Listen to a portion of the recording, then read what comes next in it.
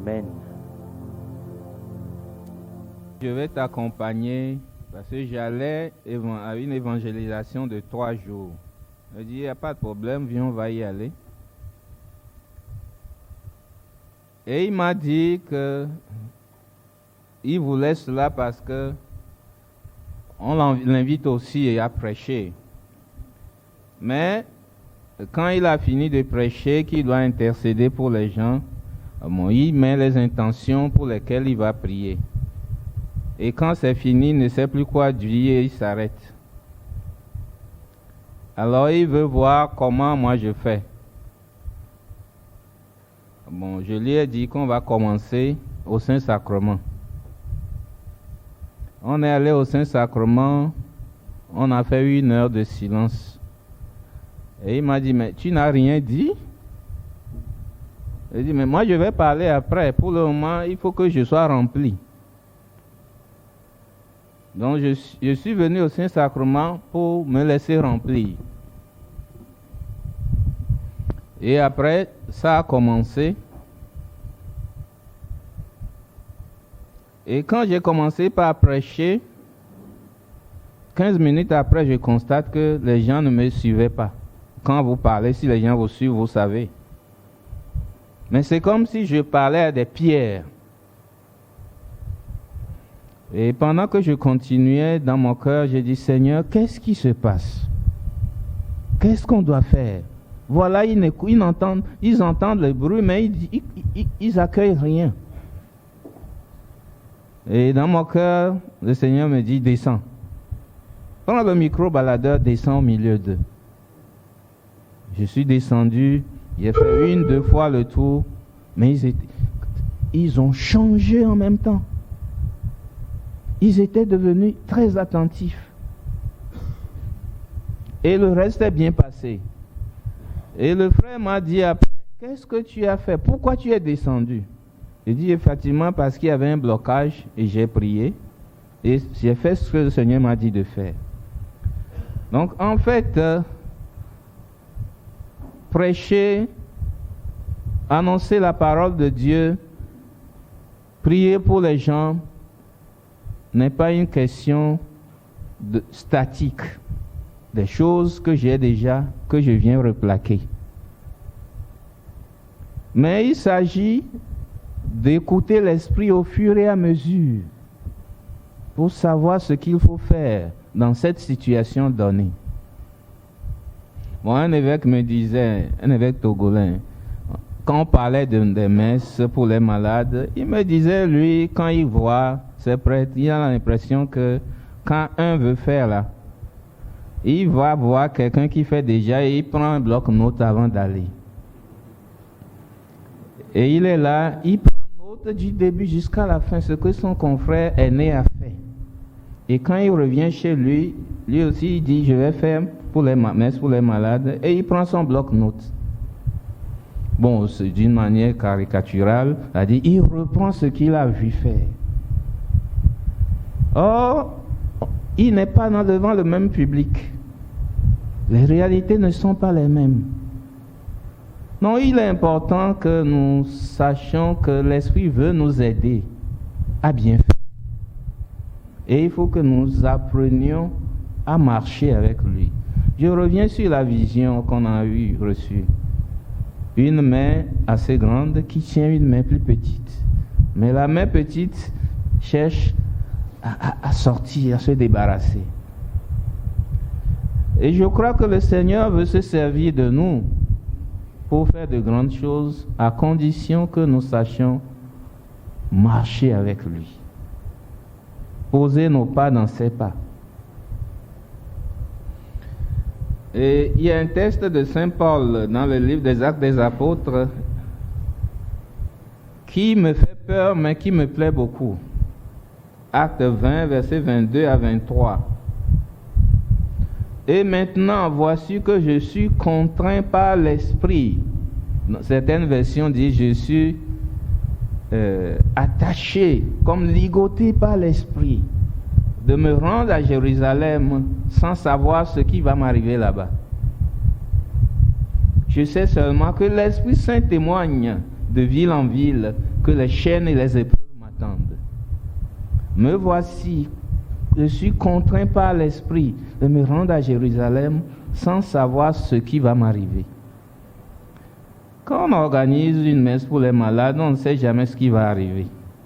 On sait une chose, c'est que le Seigneur va agir. Comment, on ne sait pas. C'est lui qui sait aujourd'hui comment il va le faire. Moi, je ne sais pas d'avance, et c'est pourquoi avant d'y aller, je ne vais pas prendre une bonne bière. Je vais rester au Saint-Sacrement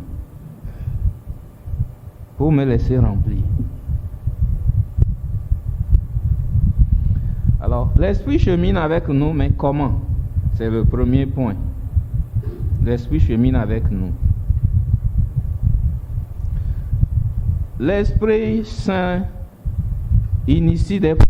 Le Seigneur a des projets pour nous qu'il révèle par l'Esprit Saint.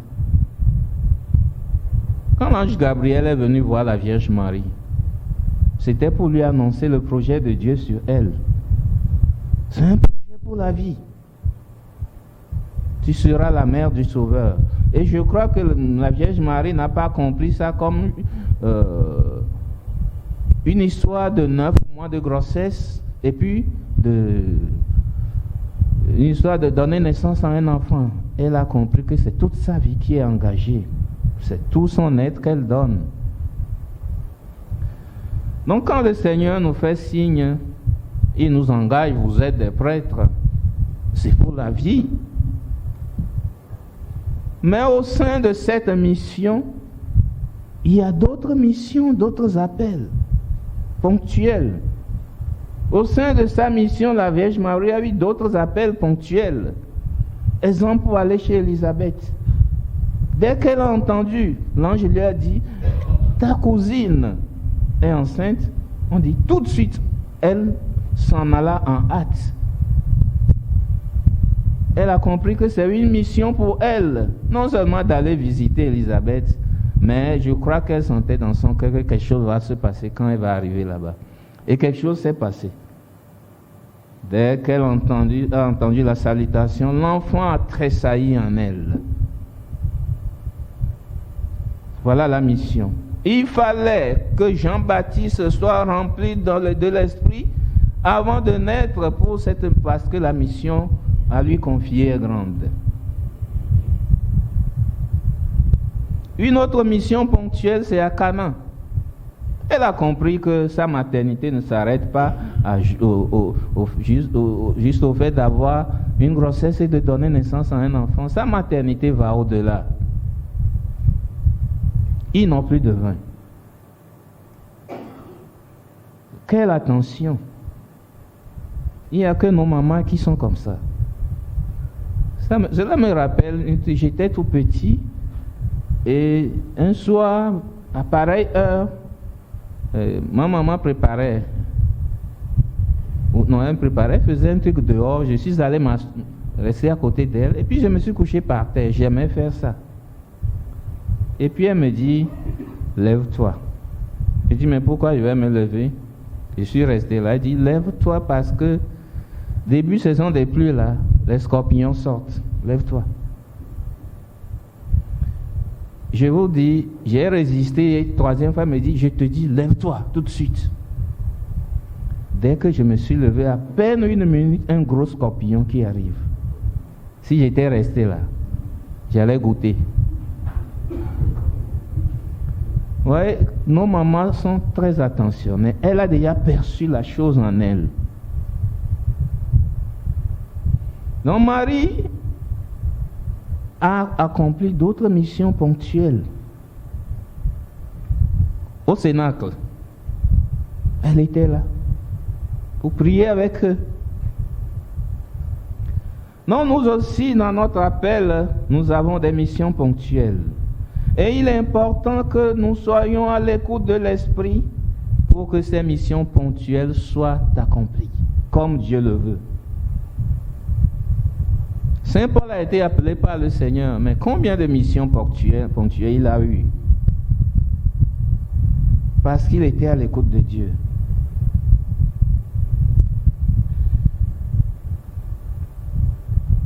Et nos frères pentecôtistes ont fait une expérience terrible. Pour ceux qui peuvent acheter ce livre, lisez-le. Vous aurez l'impression que des gens, il y a des fous de Dieu, comme un souffle violent.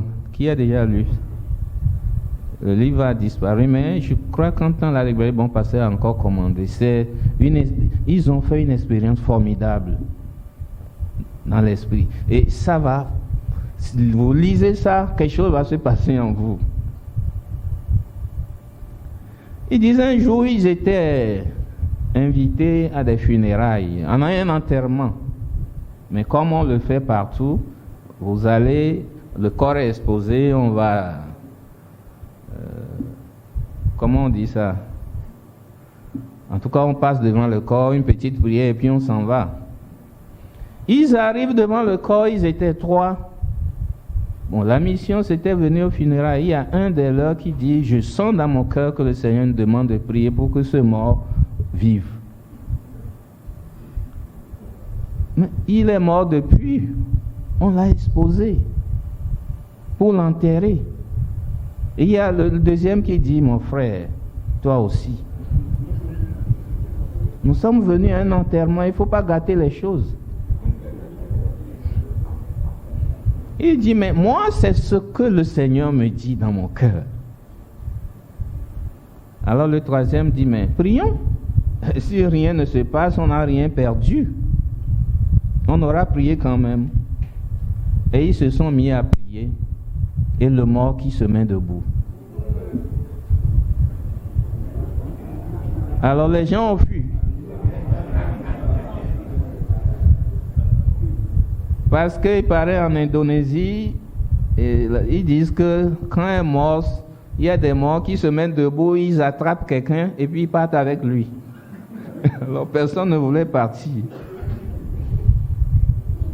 Et vous savez, l'Indonésie, c'est le plus grand pays musulman au monde. Pour cette résurrection, ce réveil, 1000 musulmans se sont convertis. 1000 musulmans. Pour qu'un musulman se convertisse, c'est des problèmes. Hein? Mais ils ont dit non, Jésus là, il est trop fort. Nous, on croit en lui. Ils ont bravé les menaces de leur famille. Le Seigneur avait ce projet ponctuel. Je veux la conversion des musulmans, ces musulmans-là. Alors, il passe par eux. Mais il fallait écouter pour savoir que Dieu voulait compris. Et il fallait aussi croire que ça allait se passer. Tout cela est possible si nous croyons. Donc voilà les missions ponctuelles que le Seigneur nous confie. Et dans ces missions ponctuelles, parfois le Seigneur va vous dire, ce que vous faites là, je ne veux pas ça. C'est autre chose que je veux. Vous avez un beau projet, mais moi je ne veux pas ça.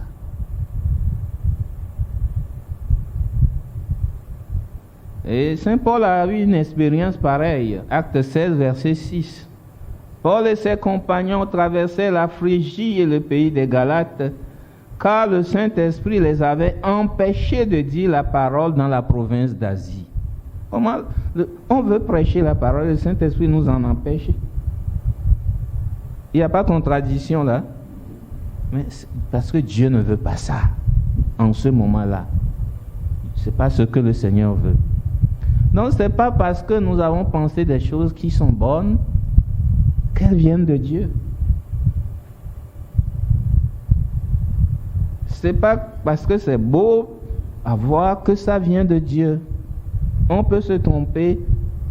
Comme on le dit, les chemins de l'enfer sont pavés de bonnes intentions. Et c'est pourquoi en toutes choses, nous devons demander à l'Esprit Saint, que veux-tu faire et comment veux-tu le faire? Saint Pierre a prêché le jour de la Pentecôte. Et comme je l'ai dit, il y a eu plusieurs conversions. Pourquoi? Parce qu'il n'a pas raconté des histoires. Il a dit l'expérience qu'il a faite. Et les cœurs ont été touchés. Et dans toute prédication, il faut demander, que veux-tu, Seigneur? Parfois, il arrive aux gens, quand ils m'invitent, ils disent, frère, nous va à Pompo sonner un tilo, doit m'y tomber le numéro,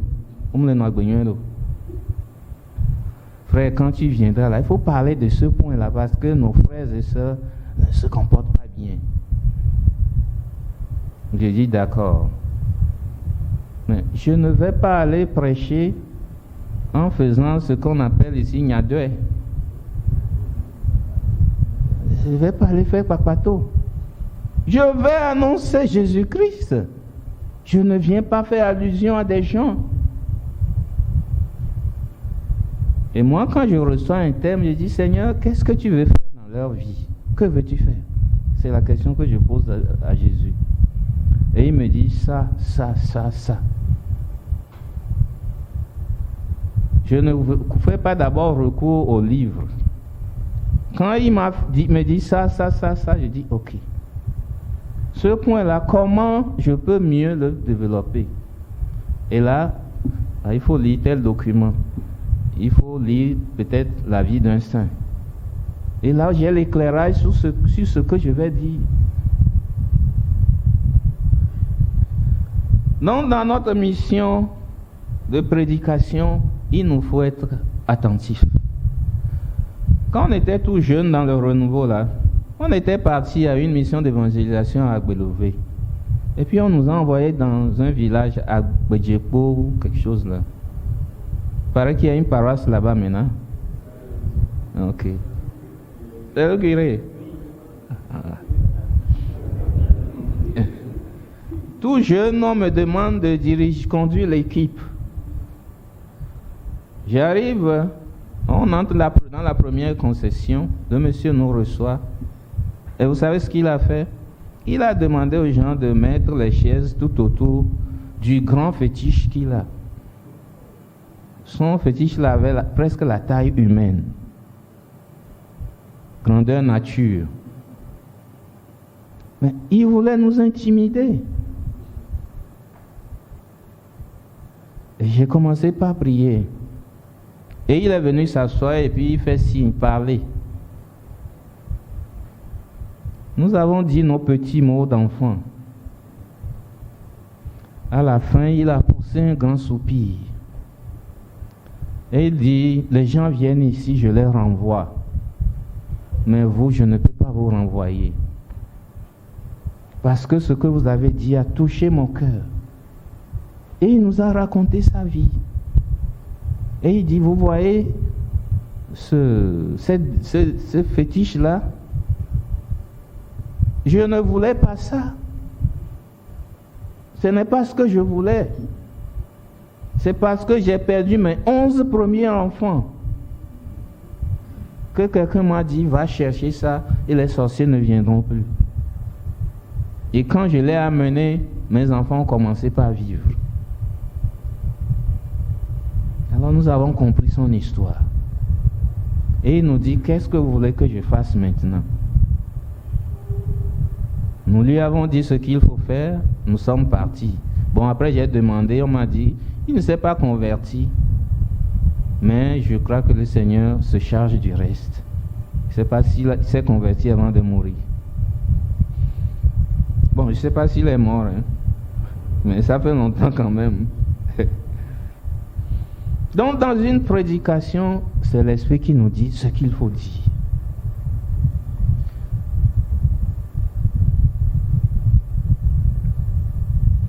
L'Esprit Saint nous envoie parfois sortir les gens de situations difficiles. Et n'ayez pas peur quand l'Esprit Saint vous sollicite. Il veut se servir de vous pour faire quelque chose. N'ayez jamais peur. Je sais que quand on dit venez détruire les fétiches, les divinités, ça fait peur un peu. Un jour, le père Jean-Baptiste, Aladé et moi, on nous a appelé, on m'a appelé, j'ai dit, viens, on va aller. Parce que moi, je ne vais pas affronter ces choses seul. J'aime toujours être avec un prêtre. Là, je dis, l'église est là, donc je n'ai plus peur. Donc vous êtes, moi, ma protection. Et quand nous sommes allés, la maison est jolie, mais le de l'intérieur est pourri. On a prié, on a dit, bon, où sont les choses à ramasser pour qu'ils le mettent dans un sac et puis qu'on aille détruire. On nous a ouvert une salle, une grande chambre. C'est plein. Et le père me dit, mon frère, il faut taxi bagage. On sort de là, il nous dit, sous les escaliers, c'est plein. La dame avait tout. Divinité indienne, tout. Et quand tu rentres dedans, si tu n'es pas bien en toi-même, tu vas... Et son fils dit, c'est pas fini, on va au premier étage. Premier étage, une salle pleine. Deuxième étage. À chaque niveau, il y en avait. Bon, le père a aspergé, on a prié, et puis il a appelé son vicaire pour qu'il vienne avec taxi bagage. Donc parfois nous sommes confrontés à ces situations difficiles. Il faut dire, Seigneur, en ton nom je marche. En ton nom je marche.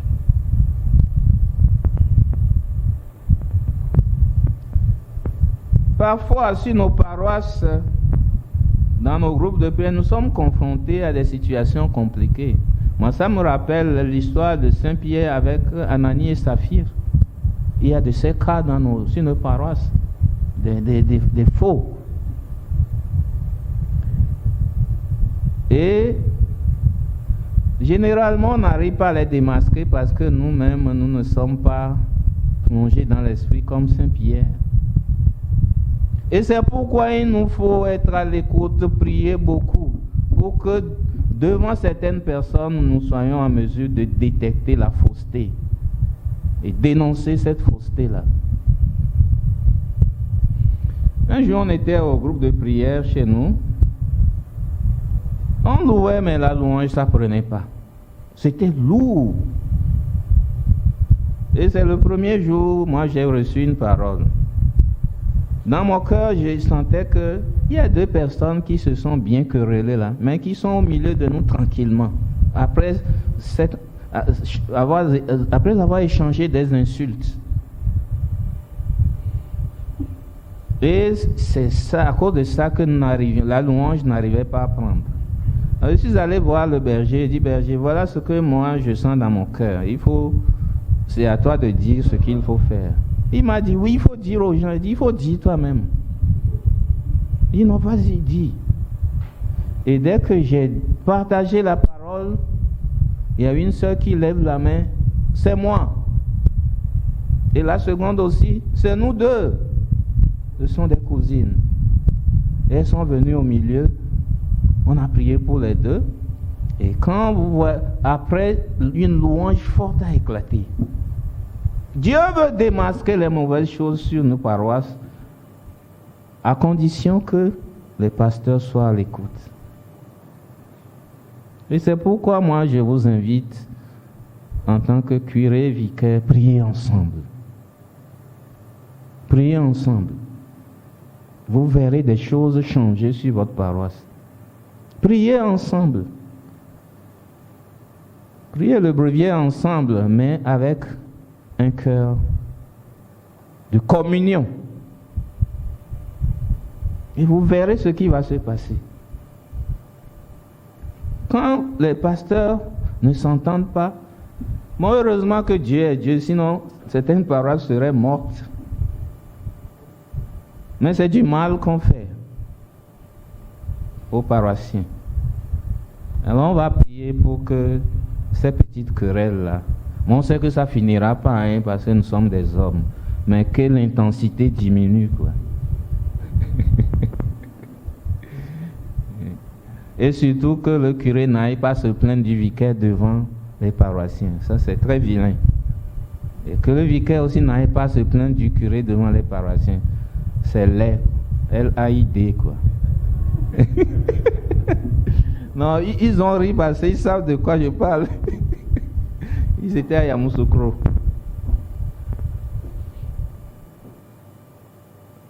L'Esprit Saint veut démasquer ces faussetés.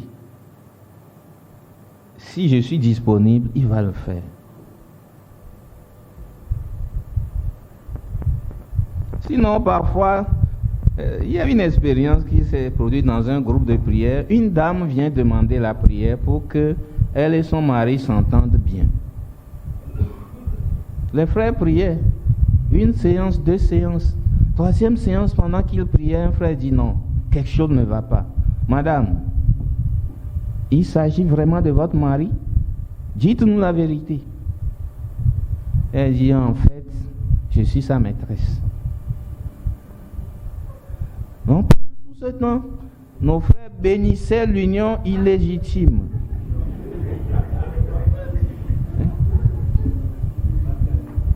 Heureusement que à la 3e séance, ils ont écouté l'Esprit.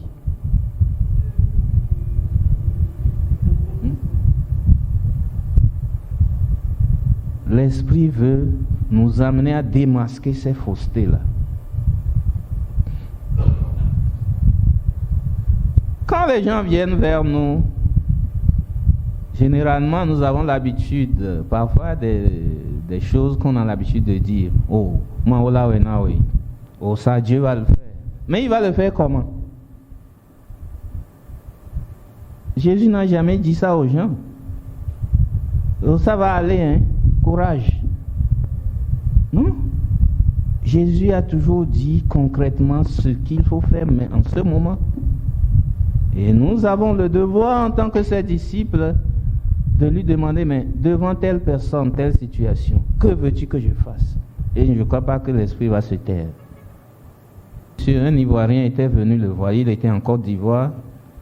Il dit, mon père, ma famille et moi, nous n'avons pas à manger, je suis au chômage depuis des mois.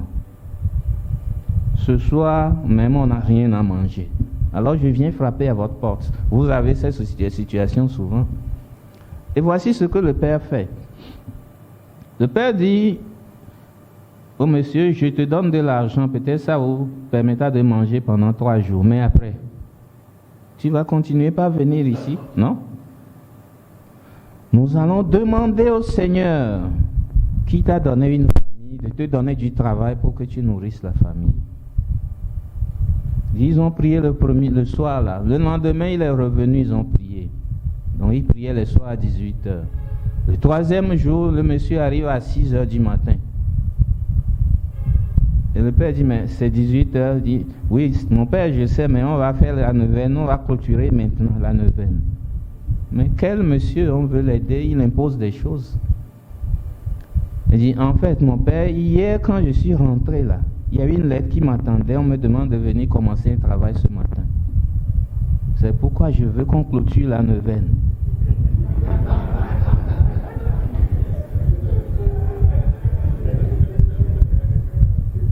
Donc il ne s'agit pas seulement de leur donner quelque chose pour un temps, mais il s'agit de les amener à Jésus pour que Jésus s'occupe d'eux, pour régler le vrai problème. Et ça, souvent, je ne crois pas que très souvent on est à l'écoute. Bon, moi, je vais dire quoi. Vous priez pour les malades, mais est-ce que le Seigneur guérit tout le monde de la même manière? Vous faites des messes, mais est-ce que Dieu veut que ça se déroule toujours de la même manière? Prenez l'exemple d'Élisée et de Naaman le Syrien. Élisée avait guéri plein de malades avant lui. Mais pourquoi lui, c'est spécial, va te baigner cette fois? Et il ne sort même pas pour le voir. Parce que c'est moi qui fais l'interprétation. Hein. Il faut que le grand général puisse s'abaisser un peu. En se plongeant cette fois dans ce petit fleuve. Parce qu'il a dit, je viens de la Syrie, il y a de grands fleuves là-bas. Oui, tu en as de grands, mais abaisse-toi ici. Malgré tes chars, abaisse-toi.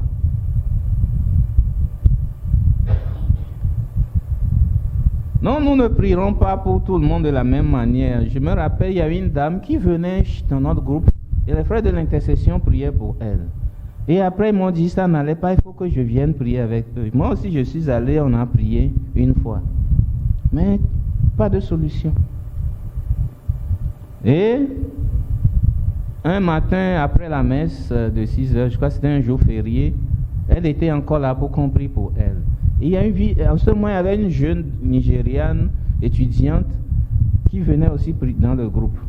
Elle s'est jointe à nous pour qu'on prie. Quand nous avons commencé par prier, elle m'a appelé, elle m'a dit, I don't think this is the best way to pray to help that woman. Je ne pense pas que ce soit la bonne manière d'aider cette femme. Et je dis, bon, si le Seigneur t'a inspiré, vas-y. Et elle nous dit, cette femme n'a pas besoin de prière de guérison. Je dis, ah bon? Une jeune de 22 ans, hein? Elle dit, elle a besoin d'entendre la parole de Dieu. Je dis, ok, vas-y. Nous, on veut la solution. Et elle a choisi un passage biblique. Elle s'est mise à donner une prédication sur la confiance en Dieu. Et qu'est-ce que je vois? Pendant qu'elle priait, voyais la femme qui comme sortait d'un mal, comme un malade qui commençait pas à retrouver la guérison. Son visage s'illuminait. Et jusqu'au moment où notre sœur a fini la prédication, madame était guérie, totalement libérée. Et elle a dit, bon, on va dire un Notre Père pour clôturer. Et j'ai eu la leçon le jour-là. Il ne faut pas toujours appliquer les mêmes recettes. Parce que les conditions changent. Il faut demander au Seigneur, que veux-tu faire ici, maintenant, dans cette situation-là. Et l'Esprit Saint, une fois encore, dans certaines situations difficiles, il faut toujours compter sur lui. Le Père Tardif dit qu'un jour, il était allé évangéliser quelque part. Comme il reçoit beaucoup de paroles de connaissance, il reçoit une parole qui dit que le Seigneur est en train de guérir un paralytique. Le paralytique ne se lève pas. Bon, chez nous ici, on dit ces paroles, rien ne se passe. Parce que nous n'avons rien reçu. Mais on dit. Et à la fin, on dit, bon, il va se lever après.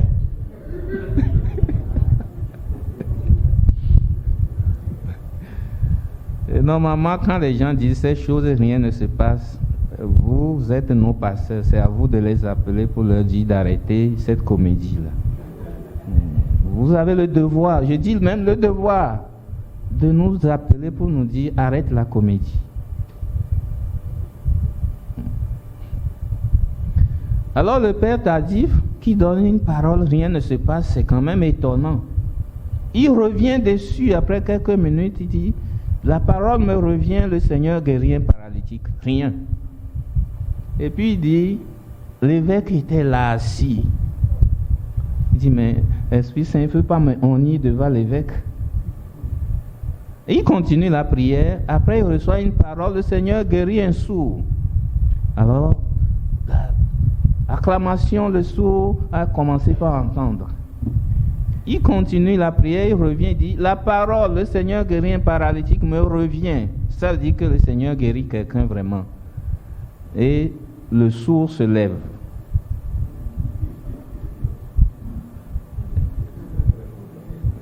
Il n'entendait pas la parole que le Père disait.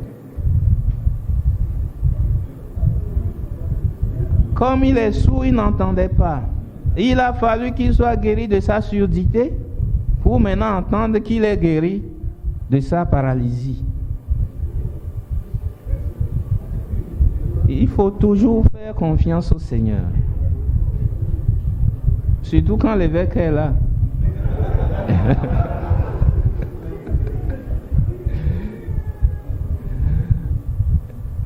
J'étais au Burkina avec Cyril John et une semaine de formation sur l'intercession prophétique. Premier enseignement, Cyril dit, c'est toi. Et l'évêque est venu s'asseoir. Il dit, je suis mort. Prêcher devant l'évêque.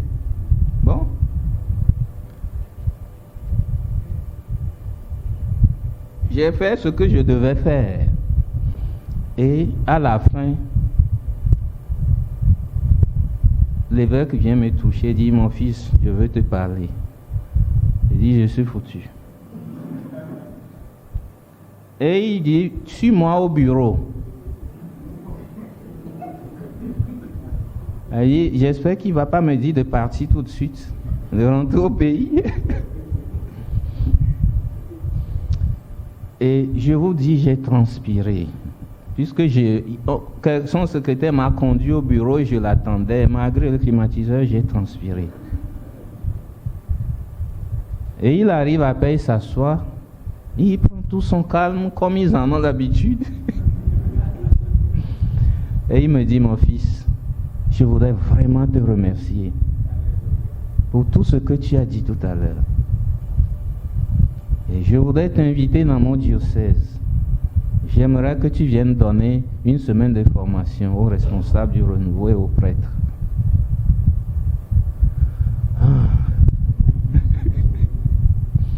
Bon, malheureusement, c'était 2019, Covid est venu.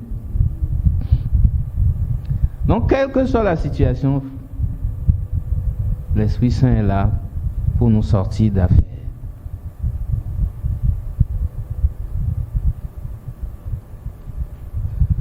Et j'insiste, il ne fait pas les choses tout le temps de la même manière. Et ce que nous avons à faire, c'est de lui dire, ici et maintenant, que veux-tu faire? Et comment veux-tu le faire? Alors comment, mon deuxième point, comment permettre à l'Esprit de faire le chemin avec moi? Comment permettre à l'Esprit de faire le chemin avec moi?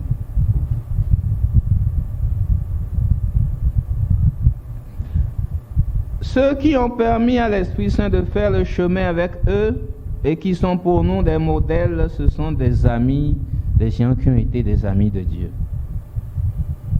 Donc, la première chose à rechercher, c'est l'amitié avec Dieu. J'aime bien cette parole dans le livre de la Genèse, quand le Seigneur disait, est-ce que je vais cacher quelque chose à mon ami Abraham au sujet de Sodome et Gomorrhe? Être ami de Dieu, quand vous êtes ses proches, il vous dit tout.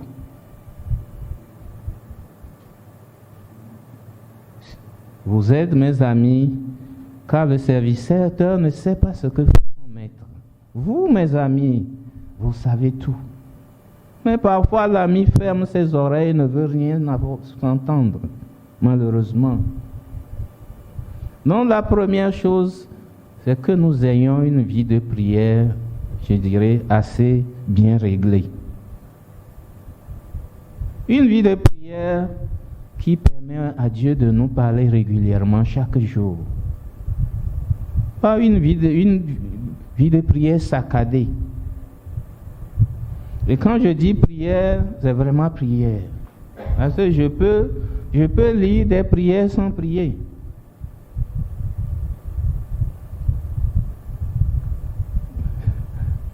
Bon, je souris parce que ça me rappelle une histoire. J'étais parti dans une communauté religieuse. Et c'était le moment des vêpres, on a fait les vêpres ensemble et j'ai dit à la sœur chez qui j'étais, je veux rester un peu, faire 30 minutes d'adoration. Donc tu peux partir. Après moi-même, je vais rentrer. Et j'étais là quand une autre religieuse est venue faire ses vêpres. Excusez-moi, quand je l'ai regardée,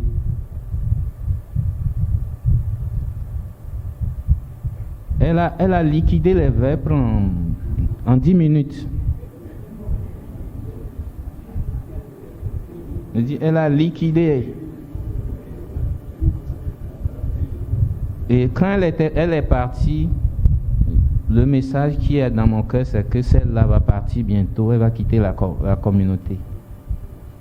Et je suis allé dire ça à la sœur chez qui j'étais venu, elle m'a dit, qu'est-ce que tu racontes? Je lui ai dit, je ne crois pas qu'elle fera plus de 3 mois. C'est ce qui m'est venu. Je ai prié, mais je crois qu'elle va, le Seigneur lui parle, mais elle résiste. 2 mois après, elle est partie. Elle a quitté la communauté.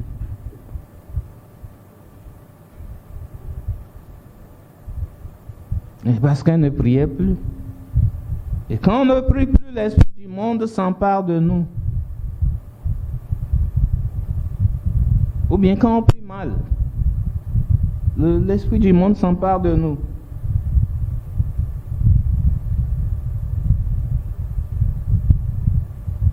Et c'est pourquoi je nous rappelle ces choses importantes, ces formes de prière importantes, l'oraison, la lectio divina. C'est juste un rappel. Et je crois que c'est les formes de prière qui nous permettent vraiment de vivre une communion vraie avec le Seigneur. Le reste est nécessaire, mais en faisant oraison, en faisant lectio divina, nous ne devenons plus connectés à Dieu, et même notre façon de prier le chapelet change. Et c'est celui qui s'applique à ces exercices-là, qui se laisse mouler par Dieu, et c'est à celui-là que Dieu parle. Et quand Dieu lui parle, il entend parce qu'il a l'habitude de rester avec Dieu. À cela, il faut ajouter la prière communautaire. Quand nous sommes en paroisse, je l'ai déjà dit, ceux qui sont en communauté, c'est une bonne occasion.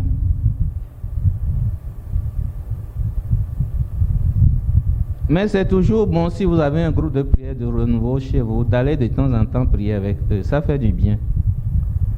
Ça fait du bien. Et votre présence fait du bien aussi au groupe. Peut-être que vous ne le savez pas, hein. Les frères du renouveau, parfois, ils disent des bêtises. Oh, le prêtre là, il n'a pas fait l'effusion. Bon, est-ce qu'il peut nous aider? C'est parce qu'ils n'ont pas compris ce que c'est que l'effusion. Même s'ils racontent ces choses-là, si vous êtes là, ça leur plaît beaucoup.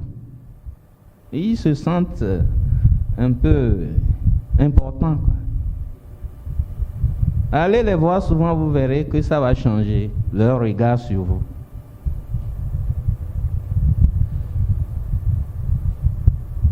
Et surtout, écoutez Dieu nous parler. Parce que je peux voir des choses, des signes, mais derrière, qu'est-ce que Dieu veut dire? J'ai dit, le Père donne une parole, il revient dessus, il dit, je reviens sur cette parole. Pourquoi il revient là-dessus? C'est parce que quelque chose se passe en lui. Alors Dieu nous parle à travers des signes. Aujourd'hui, à l'adoration, le Père a dit, j'ai vu. Donc nous pouvons voir des choses. Mais j'ai vu ça. Qu'est-ce que ça veut dire? Qu'est-ce que le Seigneur veut dire à travers ce que j'ai vu? Ça qui est très important. Je peux faire un songe avec Adjaro, ça est devenu très populaire aujourd'hui, mais je crois que ça commence à diminuer un peu. Il y a quelques années, c'est terrible. Telle personne veut te voir, j'ai rêvé que, au point que j'étais devenu allergique. Dès que tu commences, je dis pardon. Mais les songes, il y en a qui en reçoivent, qui ont reçu cette grâce. En priant, je peux entendre une voix me parler distinctement. Ça peut arriver. Ou je peux sentir au fond de moi que quelque chose se passe. Une conviction que quelque chose est en train de se passer. Et quelle est cette chose-là? Que le Seigneur me montre ce qui se passe réellement.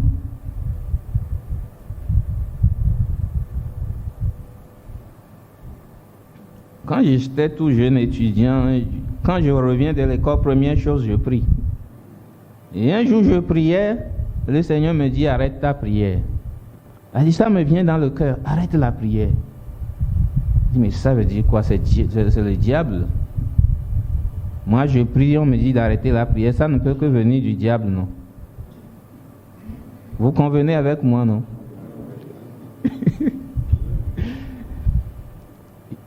Je dis non, moi je prie. Je continue pas à prier. Je dis arrête la prière, va voir ta soeur Rose. Je dis ah là ça devient sérieux.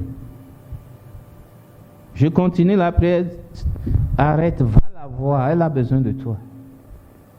Alors j'arrête ma prière, je vais chez elle. Dès qu'elle m'a vu, elle dit frère, c'est Dieu qui t'a envoyé. Les deux, il y avait un monsieur et une dame qui étaient avec elle. Elle dit, ceux-là, ce sont des témoins de Jéhovah. Ils viennent de me convaincre. Je veux entrer dans leur truc là. Mais qu'est-ce que toi tu en dis? J'ai posé 2 questions aux témoins de Jéhovah. Ils n'ont répondu à aucune et ils ont pris leur sac et sont partis. Et Rose dit, merci beaucoup mon frère, tu m'as sauvé.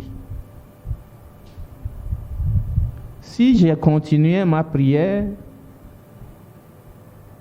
l'église perdait une de ses filles. Et c'est pourquoi il n'y a pas une ligne de façon scientifique pour dire voilà ce qu'il faut faire, voilà ce qu'il faut faire.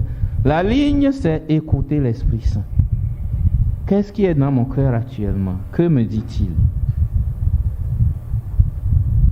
Et c'est en nous y appliquant que petit à petit nous apprenons à écouter l'Esprit, à savoir ce qu'il dit, ce qui vient de lui et ce qui ne vient pas de lui. C'est un exercice. À force quand on s'y applique petit à petit, les choses deviennent moins difficiles, moins compliquées pour nous.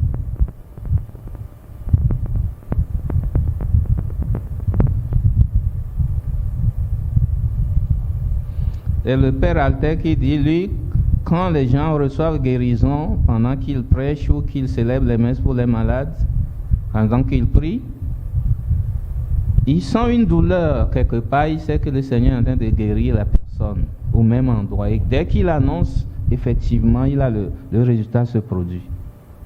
Dieu sait utiliser chacun, l'Esprit parle à chacun, à la manière qui permet à cette personne d'écouter, parce que nous sommes différents. Lui qui nous connaît, il sait comment me parler à moi.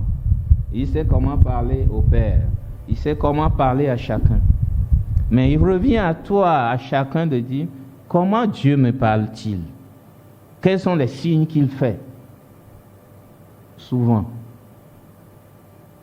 On peut se tromper, parfois. Mais quand on s'y habitue, ça devient plus facile. Donc quand je reçois un message, comment savoir s'il vient de Dieu? Parce que je peux recevoir un message mais qui n'est pas vrai. Est-ce que ce message que je reçois là me met en paix? Voilà un signe pour savoir. Est-ce que je suis pressé de donner le message? Je reçois un message pendant qu'on prie, je suis pressé, il y a qu'à, je cherche un créneau rapidement pour placer ça. Ça veut dire que ça ne vient pas de Dieu. C'est pas moi qui cherche un créneau. Si le Seigneur veut, ça va passer. Parfois, vous êtes à une assemblée de prière, des prophéties qui sortent, j'ai 3-4 personnes qui prophétisent en même temps. Je dis non, Saint Paul a été clair là-dessus. Et c'est dans ce sens que quand nous faisons les messes pour les malades, il n'est pas normal que vous mettez quelqu'un au micro, qui prie et qui reçoit aussi des paroles, que vous aussi vous prenez le micro, vous êtes dans la foule, vous priez aussi, vous donnez des paroles. C'est pas de l'Esprit Saint ça. Moi j'appelle ça du désordre.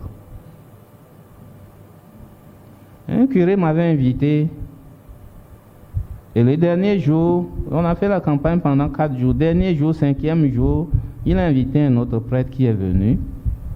Et c'est le prêtre même qui m'a dit, tu restes au micro, tu pries pendant qu'on fait la procession. J'ai dit d'accord.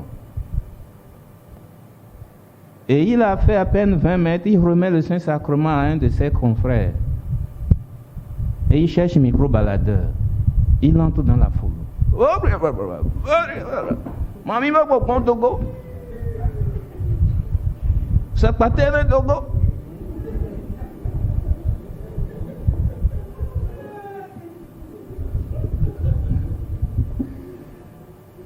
J'ai dit, je ne participe pas à des choses comme ça. Non. Et j'appelle le curé qui était là, il regardait, et dit, mon père, je vais vous dire une chose, peut-être que ça ne va pas vous plaire, mais il y a des principes. L'esprit n'agit pas dans le désordre. Soit c'est lui qui continue ce qu'il fait, et moi je vais m'asseoir. Ou bien il arrête et je continue ce qu'il m'a demandé de faire. C'est un choix. Je ne l'oblige pas à arrêter. C'est vous qui êtes le curé, prenez une décision. Et ça ne me gêne pas d'aller m'asseoir. Et le curé allait lui parler, il est venu déposer le micro. Non, ce n'est pas parce que je cherchais quelque chose à faire, non. Parce qu'il y avait du désordre. Et les gens tombaient. Il y a une manière de prier, mes chers pères. Quand je prie comme ça, les gens vont tomber. Il y a une manière de prier, vous le faites, les gens vont tomber. Et si vous aimez que les gens tombent ou qu'on dise que l'esprit agit, bon, continuez. Si je prends le micro-baladeur, j'entre dans la foule, je dis, esprit de Mamiata, sors de ces personnes. Estelle, esprit, sors, sors, sors. Mais ils vont commencer par s'écrouler. Pourquoi ils s'écroulent? C'est parce qu'ils commencent par se poser des questions. Ils se disent, mais peut-être que j'ai cet esprit-là, c'est pourquoi le Père le dit.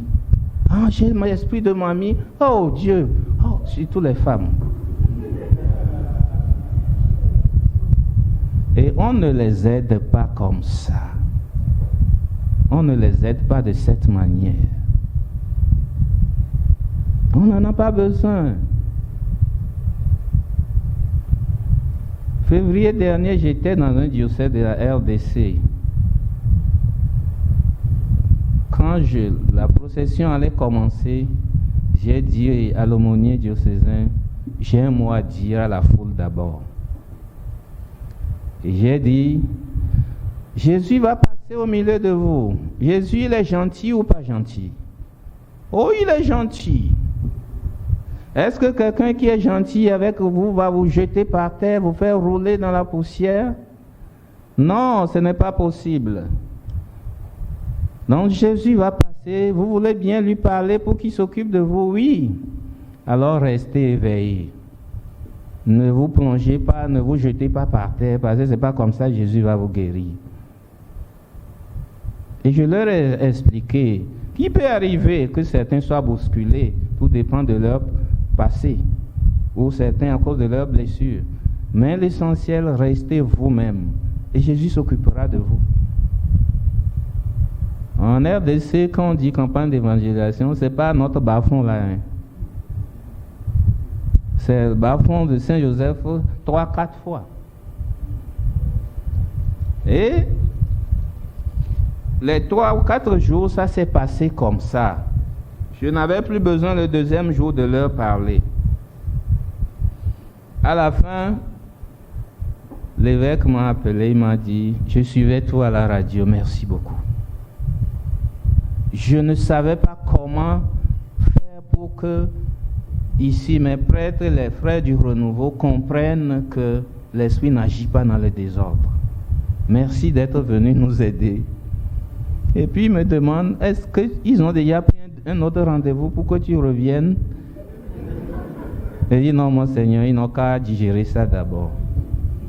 Et il m'a dit on lui avait demandé d'inviter un prêtre. Il est venu dans le diocèse. Et pendant la procession, il criait, il vociférait. Et il disait aux gens, l'évêque dit, j'étais là moi-même. Devant moi, il disait aux gens, Satan est en vous, il faut le vomir. Et il poussait les gens que chacun doit vomir. Les gens avaient mal à la poitrine parce qu'ils s'efforçaient de vomir.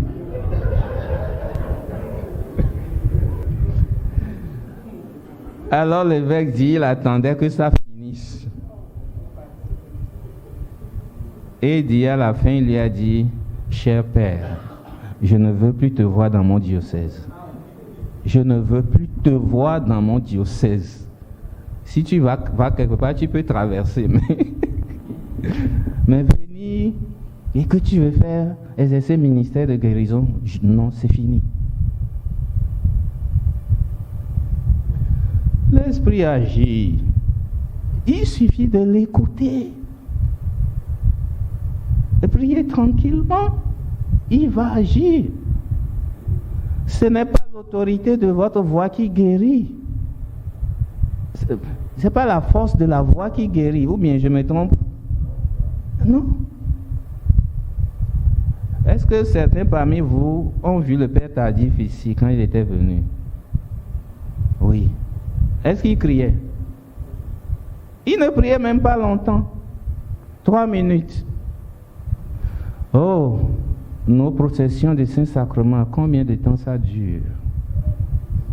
On veut passer devant tout le monde. Et nous avons oublié cette parole. Seigneur, je ne suis pas digne de te recevoir. Dis seulement une parole. Tu n'as pas besoin de venir sous mon toit. Et excusez-moi, certains vont prendre le Saint-Sacrement comme s'ils vont déposer sur la tête des gens. Non. Non. Et un frère que je connais à Tapamé dit, c'est pas très beau, mais je vais vous dire ça. Il avait un problème avec un prêtre. Et il était à la messe pour les malades. Le prêtre arrive à son niveau, il s'arrête avec le Saint-Sacrement.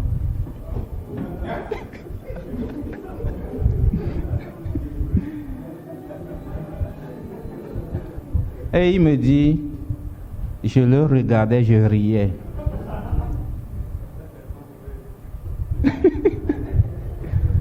Non, on n'a pas besoin de ce cinéma, c'est du cinéma. Est-ce que c'est l'Esprit Saint qui lui a dit de faire ça devant ce frère? Moi, le problème, c'est ça. Là, on a faussé la base. On n'écoute plus l'Esprit, on fait ce qu'on veut. Ou bien on fait ce qu'on a vu faire, comme me l'a dit l'évêque. Il ne s'agit pas de faire ce que vous avez vu faire.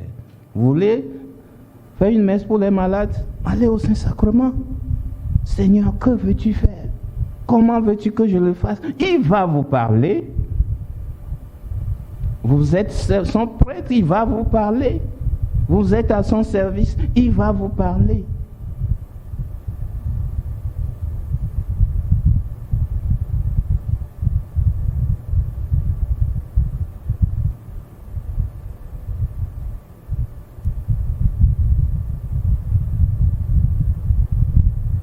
Donc c'est important, j'insiste là-dessus, que ce qui compte, c'est ma relation personnelle avec Jésus. C'est ça qui rend le ministère fécond. Si je vis intimement uni à lui, et je lui dis, Seigneur, tu m'envoies prêcher ici. Prends le devant. J'ai fini de prêcher, je dois prier pour les gens. Seigneur, prends le devant. Et ça se passera toujours bien, parce que je lui fais confiance.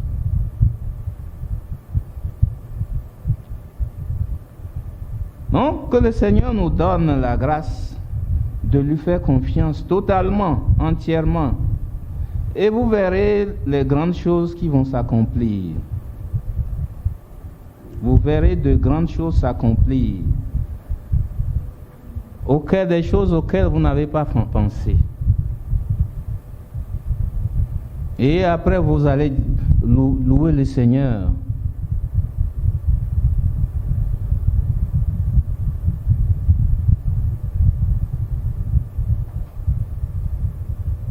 Que le Seigneur nous donne la grâce de la confiance en lui. Et dès Saisissons-nous de ces plans, programmes préétablis. Je vais exposer le Saint-Sacrement, je vais prier Dieu le Père, près Dieu le Fils, près Dieu le Saint-Esprit, comme s'ils étaient divisés, s'ils étaient séparés. Parfois, quand j'entends ça, je dis, mais bon Dieu, mais c'est un seul Dieu. Ils ne sont pas séparés. C'est comme si on veut contenter chacun. Qui m'a vu a vu le Père. Bon, j'ai prié le Dieu le Père, il faut que je n'oublie pas le Fils. Sinon, ça va barder. Je n'oublie pas non plus l'Esprit Saint. Non, ce n'est pas ça du tout, excusez-moi, c'est pas ça.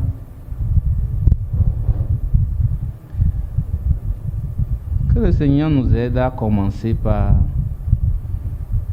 sentir le flair de l'Esprit. Il y avait une grande charismatique protestante, Catherine Kuhlman. Quand elle se met à prêcher, elle ne dit pas, voilà le temps de la prédication, le temps de l'intercession. Elle prêche et jusqu'à un moment donné, elle s'arrête, dit, ça y est, il est là. Et en ce moment, elle commence par prier. Parce que qui il est là? L'Esprit est là. Il est en train de répandre son onction sur la foule. C'est le moment. Et j'aimerais tant que nous entrions tous dans ça. La capacité de suivre le mouvement de l'Esprit pour savoir en ce moment ce qu'il faut faire. Et vous verrez que beaucoup de choses vont changer. Je tenais tant à cet enseignement. Je ne sais pas si j'ai pu dire tout ce que mon cœur portait par rapport à ça. Que le Seigneur se charge du reste. Amen. Nous aurons, tout à l'heure, je crois, après le dîner, nous aurons la prière pour le renouvellement de l'effusion de l'Esprit Saint. Pour que de nouvelles choses commencent en nous. Vous imaginez le nombre que nous sommes ici. Si nous devenons tous, chacun, un instrument efficace du Seigneur, ce que ça va faire dans nos diocèses. On a trop peur parfois de s'engager. Qu'est-ce qui va se passer? Je sais que ça prend du temps. Tu n'as plus de repos. Ça fait 2 mois que je suis sur les routes. Je vais de pays en pays. Et d'ici on finit ça là, enfin je vais me reposer. Et après, j'avais oublié qu'il y a la neuvaine de la Pentecôte.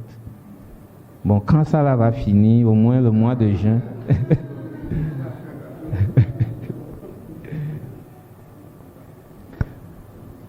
Je sens que de grandes choses vont se passer.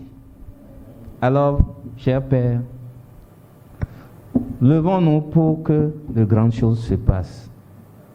Levons-nous pour que de grandes choses se passent. Vous voulez bien, on peut se lever, prendre un chant pour demander au Seigneur, Seigneur, fais des choses nouvelles. C'est pas un chant que j'ai demandé. Seigneur, ce que mon cœur réclame, c'est le feu, c'est le feu, c'est le feu. Fais descendre sur nous la flamme de ton feu, de ton feu, de ton feu, pour faire de nous, des vrais apôtres, que vienne en nous ta Pentecôte,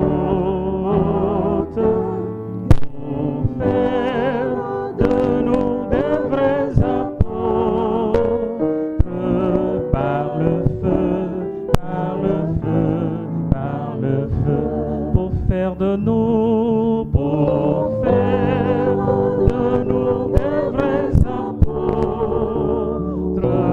que vienne en nous ta Pentecôte,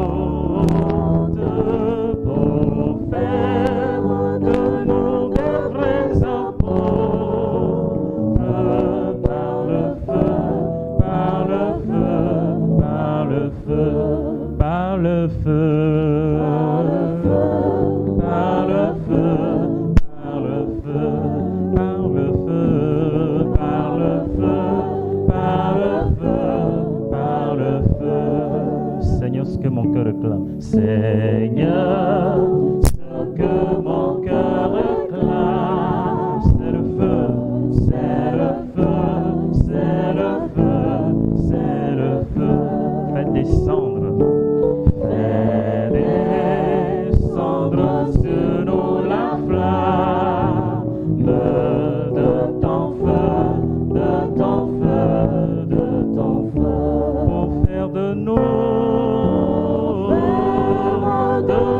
des vrais apôtres, que vienne en nous, que vienne en nous ta Pentecôte, pour faire de nous des vrais apôtres,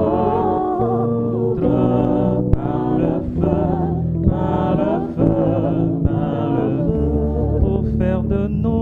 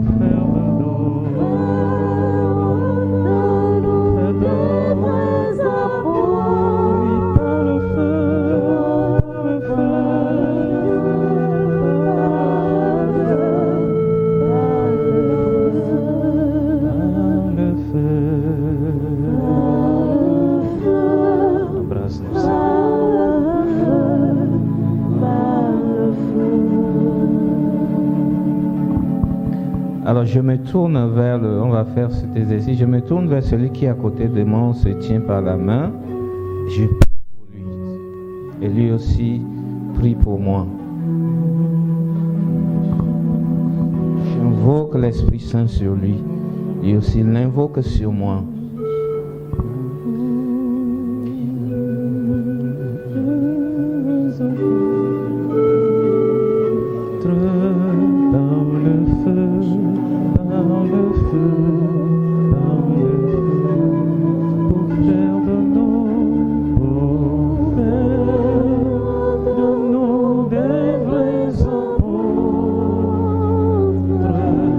Que vienne en